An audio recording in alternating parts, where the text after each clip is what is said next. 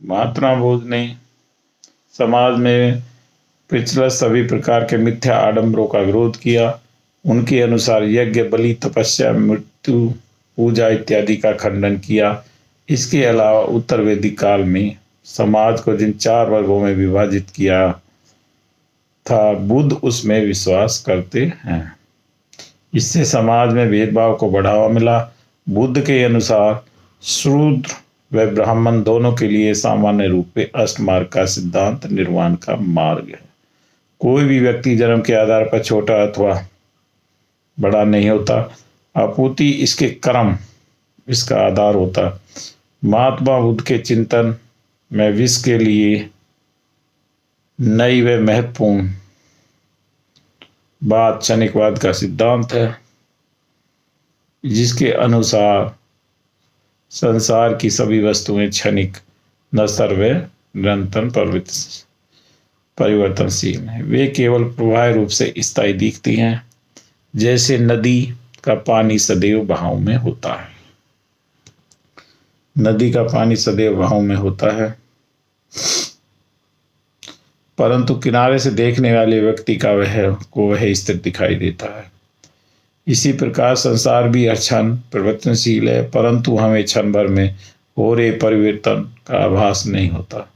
मनुष्य पदार्थों को स्थायी समझकर अपनी लालसा का हिस्सा बनाने की भूल कर बैठता है। अतः मनुष्य को प्रकृति में चल रही क्षणिक परिवर्तन को समझकर व्यर्थ ही उलझनों में नहीं फंसना चाहिए।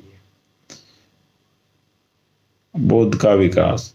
बौद्ध के जीवन काल में बड़ी संख्या में लोगों को बुद्ध मत को स्वीकार कर लिया। उदाहरण के लिए मगध, कोसल और कौशांबी की जनता ने बौद्ध मत को स्वीकार किया। शाक्य, वजीव और मल जनपदों की जनता ने इसका अनुसरण किया। अशोक व कनिष्क ने बौद्ध मत को राज्य धर्म अपनाया। यह मध्य एशिया, पश्चिम एशिया और श्रीलंका में फैल गया। बौद्ध धर्म जनता के बड़े हिस्सों में लोकप्रिय होने के अनेक कारण थे। वैवाहिक नैतिकता पर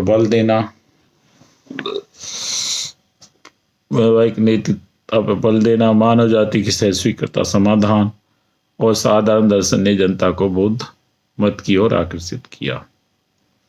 बौद्ध धर्म उस समय के अनुकूलता, लोहे के व्यापक प्रयोग ने कृषि अर्थव्यवस्था को विकसित किया। कृषि विकास ने पशुधन संरक्षण की आवश्यकता को जन्म दिया।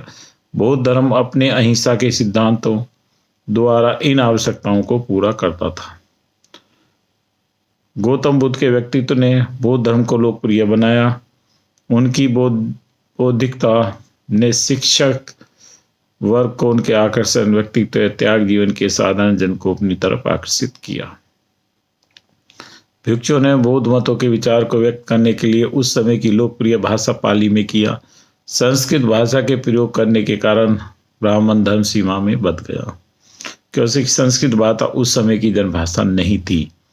अतः बौद्ध धर्म का विस्तार तेजी से हुआ।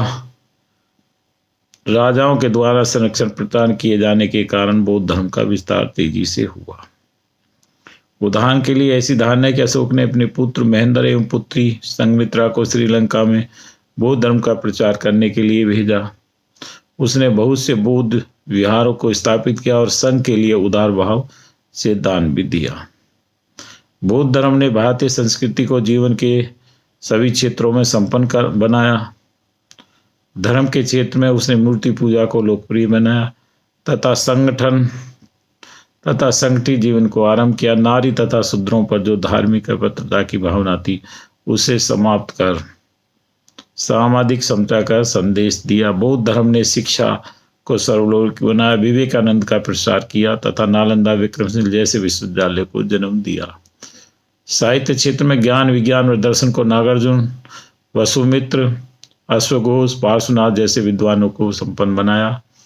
कला के क्षेत्र में सांची, भारूत, बोधगया, अमरावती के स्तूप बौद्ध स्थापत्य के श्रेष्ठ उदाहरण हैं।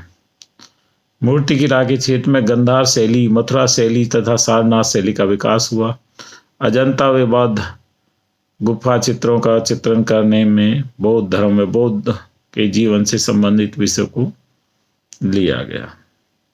त्रुटि रहित रेखांकन, सशक्त अभिव्यक्त तथा रंगों को सुंदर समन्वय बौद्ध चित्रकला की मुख्य विशेषता है।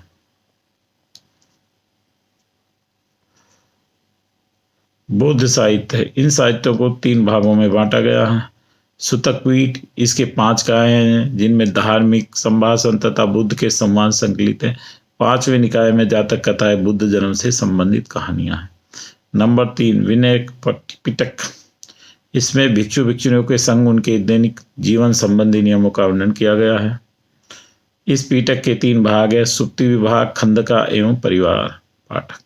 नंबर 3 अभिधम पिटक, इस 7 भाग है, इसमें बुद्ध के दार्शनिक विचारों का विवरण है।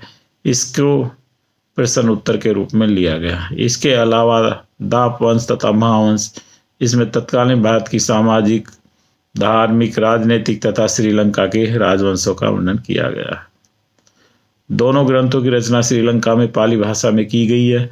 मिलिंदाय नामक ग्रंथ में यूनानी शासक मिलिंद तथा बौद्ध शिक्षु नागसेन में दार्शनिक विषय को लेकर हुए विवाद का वर्णन किया गया।